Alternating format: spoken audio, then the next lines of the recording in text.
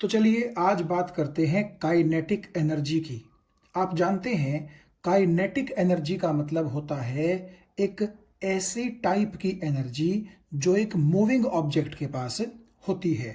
यानी कि जब कोई ऑब्जेक्ट मूव कर रहा होता है, जब कोई ऑब्जेक्ट मोशन में होता है तो उसके पास एक एनर्जी होती है, यानी कि एबिलिटी टू डू वर्क होती है और उसी को बोलते हैं काइनेटिक एनर्जी। एग्जाम्पल के लिए मान लीजिए एक फुटबॉल ग्राउंड पर रेस्ट के अंदर रखी हुई है और आपने पीछे से उसके ऊपर एक ठोकर मार दी और ठोकर मारने के बाद वो फुटबॉल कहाँ आ गई? मोशन में आ गई। तो हम ये कहेंगे कि उस फुटबॉल के पास क्या है? मोशन की वजह से एक एनर्जी है जिसको हम बोलेंगे काइनेटिक एनर्जी।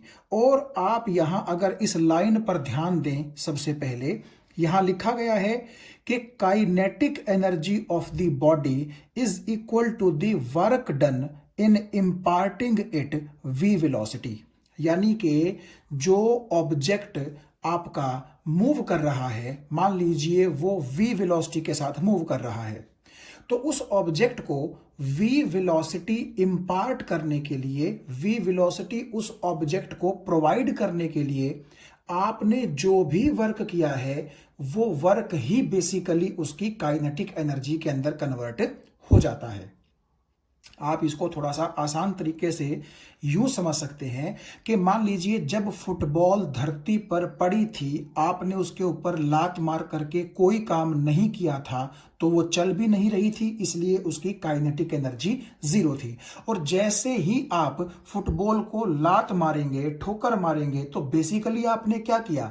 उसके ऊपर कुछ ना कुछ काम किया है और काम करने में आपकी एनर्जी खर्च होगी और वही एनर्जी उस फुटबॉल को इंपार्ट हो जाएगी, जिसकी वजह से फुटबॉल को एक वेलोसिटी मिलेगी और फुटबॉल मोशन में आ जाएगी। और हम ये कहेंगे कि जितना वर्क आपने किया है उतना ही उस फुटबॉल के अंदर क्या आ गई है?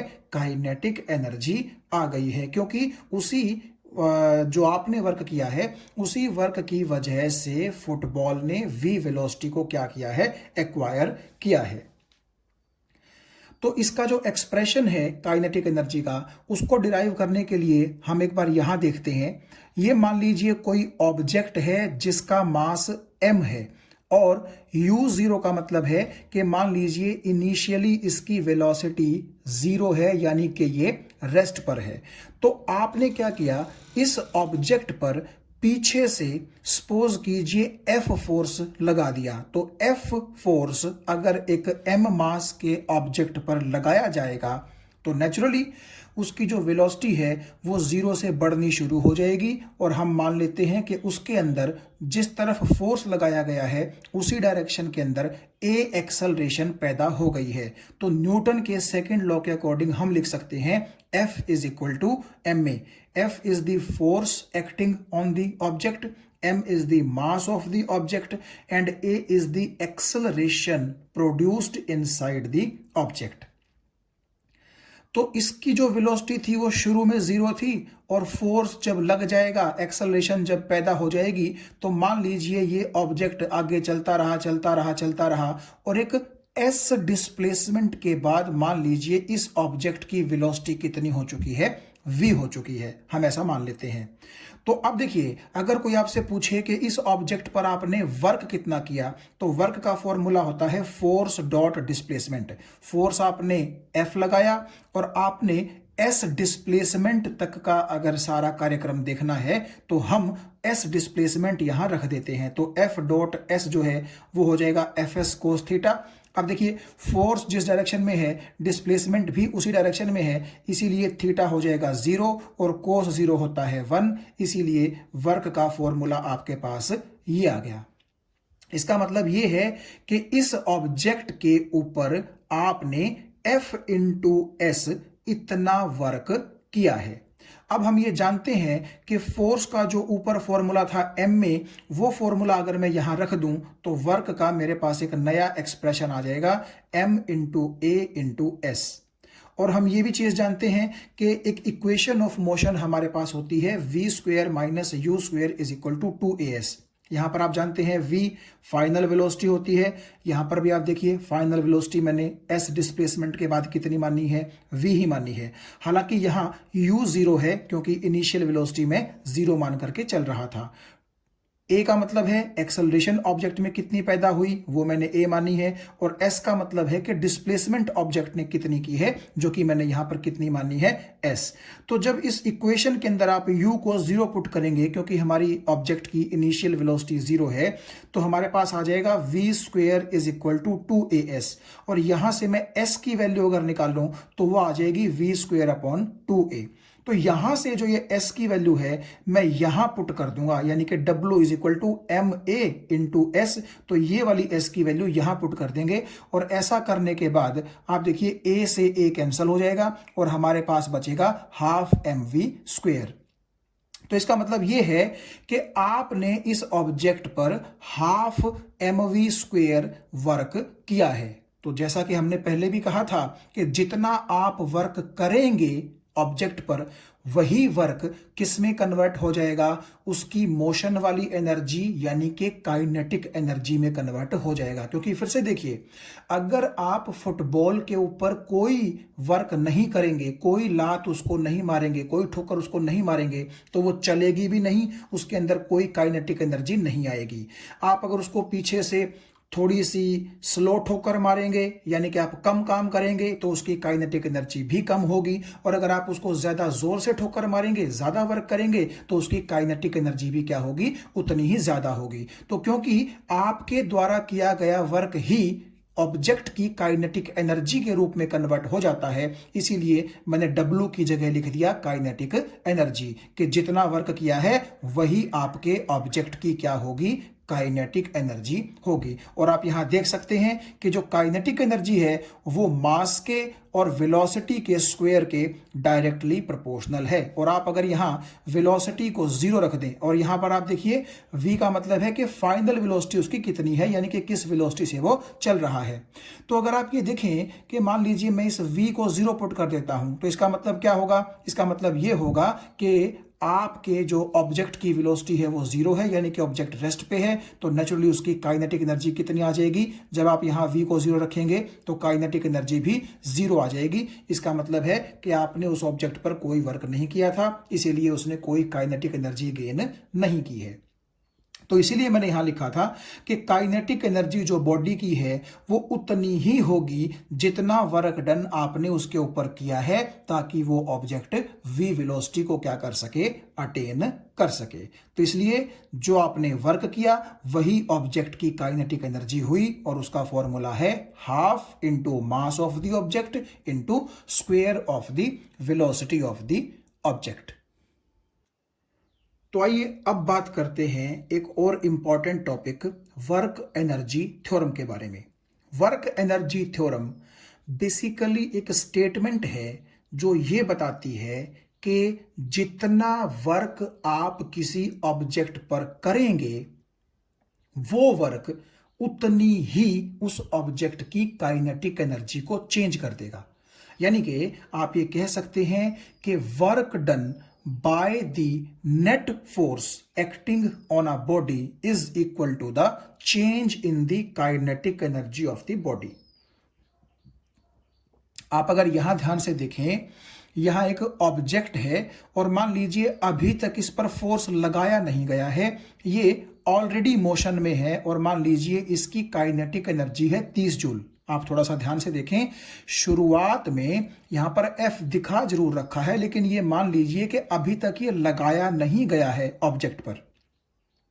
तो हमारा ऑब्जेक्ट ऑलरेडी शुरू से ही मोशन में था और मान लीजिए उसका मास हमें पता है, उसकी वेलोसिटी हमें पता है, तो हमने उसकी काइनेटिक एनर्जी निकाल ली और मान लीजिए वो काइनेटिक एनर्जी आ गई 30 जूल।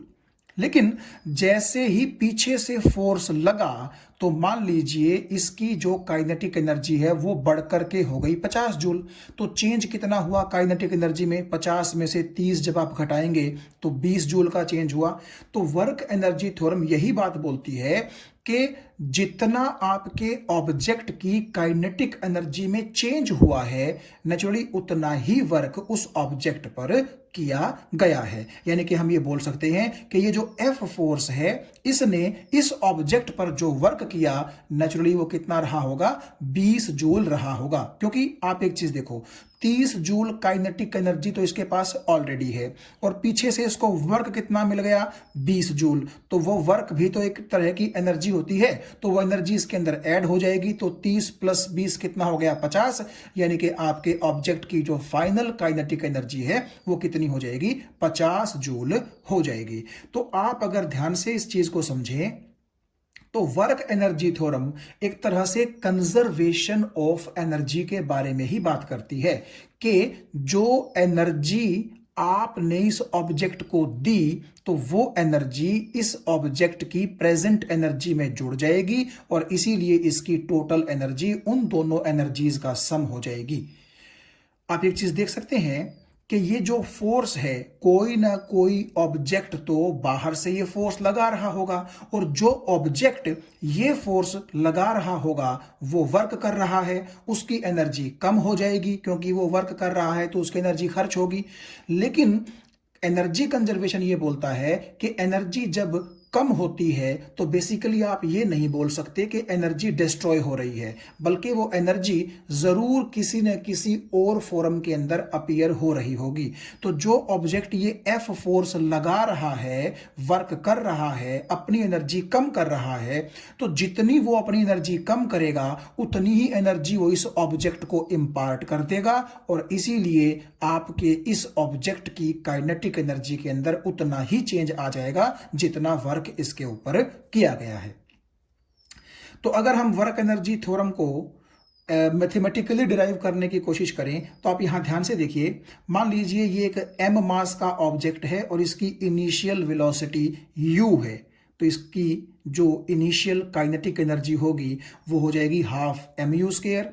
फिर क्या हुआ, इस ऑब्जेक्ट के पास ऑलरेडी काइनेटिक एनर्जी थी, लेकिन जिस तरफ ये मूव कर रहा है उसी डायरेक्शन में पीछे से एक फोर्स लगा दिया गया, तो नेचुरली इसकी वेलोसिटी बढ़ जाएगी, ये ऑब्जेक्ट एक्सेलरेट हो जाएगा। मान लीजिए ए एक्सेलरेशन इसके अंदर पैदा हो गई तो इसकी जो वेलोसिटी बढ़ गई, मान लीजिए वो u से v बढ़ गई और इसीलिए उसकी जो फाइनल काइनेटिक एनर्जी हो जाएगी, मान लीजिए s डिस्प्लेसमेंट के बाद हमने देखा तो वो काइनेटिक एनर्जी हमें मिली हाफ mv स्क्वायर। तो बिल्कुल सिंपल सी बात यह है कि शुरू में इस ऑब्जेक्ट के पास काइनेटिक एनर्जी थी हाफ mu स्क्वायर और आपने क्या किया, इसके ऊपर पीछे से एक फोर्स लगा दिया जिसकी वजह से इसकी काइनेटिक एनर्जी बढ़ करके इतनी हो गई और जो ये आपकी वेलोसिटी चेंज हुई है u से v, मान लीजिए ये s डिस्प्लेसमेंट के बाद हुई है। तो हम न्यूटन के सेकंड लॉ के अकॉर्डिंग क्या लिख सकते हैं, F is equal to m में, भाई इस ऑब्जेक्ट का मास m है और इसी ऑब्जेक्ट के अंदर एक्सेलरेशन a पैदा हुई है इस F फोर्स की वजह से। तो जब आप ये निकालना चाहेंगे कि इस ऑब्जेक्ट के ऊपर वर्क कितना किया गया, तो वर्क का फॉर्मूला होता है फोर्स डॉट डिस्प्लेसमेंट।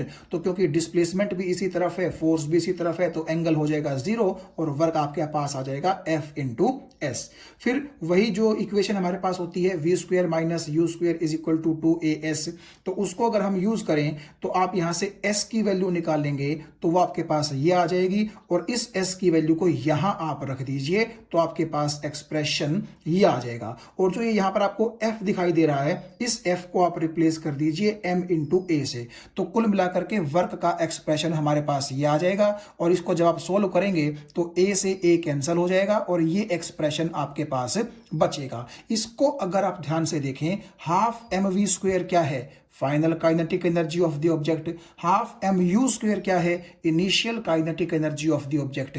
तो फाइनल काइनेटिक एनर्जी में से इनिशियल काइनेटिक एनर्जी घटा दी तो basically change in kinetic energy ही तो बचा और वो चेंज इन काइनेटिक एनर्जी किसके बराबर आ गया, उतने वर्क के बराबर जितना वर्क F फोर्स के द्वारा इस ऑब्जेक्ट पर किया गया था। और हमने यही तो कहा था क्या, कि अगर किसी ऑब्जेक्ट पर कोई नेट फोर्स लग रहा है तो वो नेट फोर्स जितना वर्क करता है ऑब्जेक्ट पर उतना ही उस ऑब्जेक्ट की काइनेटिक एनर्जी के अंदर क्या आ जाता है, चेंज आ जाता है। तो यहां से हमने वो चीज मैथमेटिकली प्रूव कर दी कि work done on the object by the net force acting on the object is equal to the change in the kinetic energy of the object.